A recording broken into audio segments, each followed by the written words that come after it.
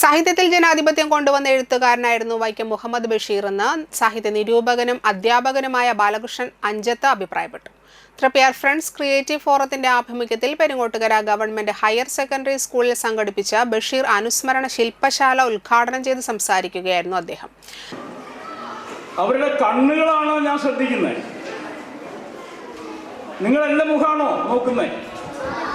എൻ്റെ കണ്ണിലേക്ക് നോക്കുന്നുണ്ടോ? ഞാൻ കണ്ടു. കുട്ടികൾ വളരെ ശ്രദ്ധാലുക്കളായിട്ട് സംസാരിക്കുന്ന ആളുടെ മുഖത്തേക്ക് നോക്കി. അതിന് ശക്തി വേണം.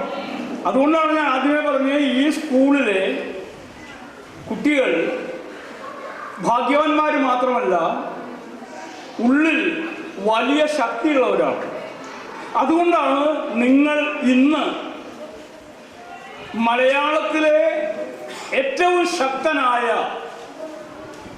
ഒരു കഥാകാരനെ, ഒരു നോവലിസ്റ്റിനെ, കഥയുടെയും നോവലിൻ്റെയും ഒക്കെ രൂപങ്ങളെ തകിടം മറച്ച ഒരു എഴുത്തുകാരനെ പരിചയപ്പെടുന്നത്. ആ എഴുത്തുകാരൻ്റെ പേരെന്താ?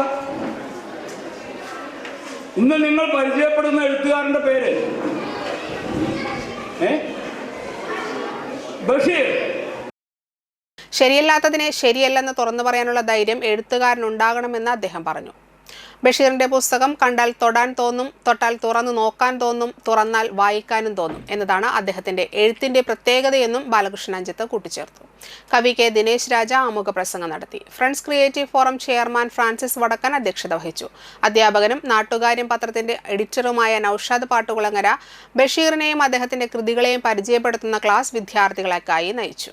ചടങ്ങിൽ അംബേദ്കർ പുരസ്കാരത്തിന് അർഹനായ നൌഷാദ് പാട്ടുകുളങ്ങരയെ ഫ്രാൻസിസ് വടക്കൻ മൊമെന്റോ നൽകി ആദരിച്ചു. ബാലകൃഷ്ണൻ അഞ്ചത്തും നോമി കൃഷ്ണയും ചേർന്ന് പൊന്നാട അണിയിച്ചു. തൃശൂർ എഴുത്തുകൂട്ടം പ്രസിഡന്റ് ശശി കളരിയേൽ മുഖ്യാതിഥിയായി പങ്കെടുത്തു.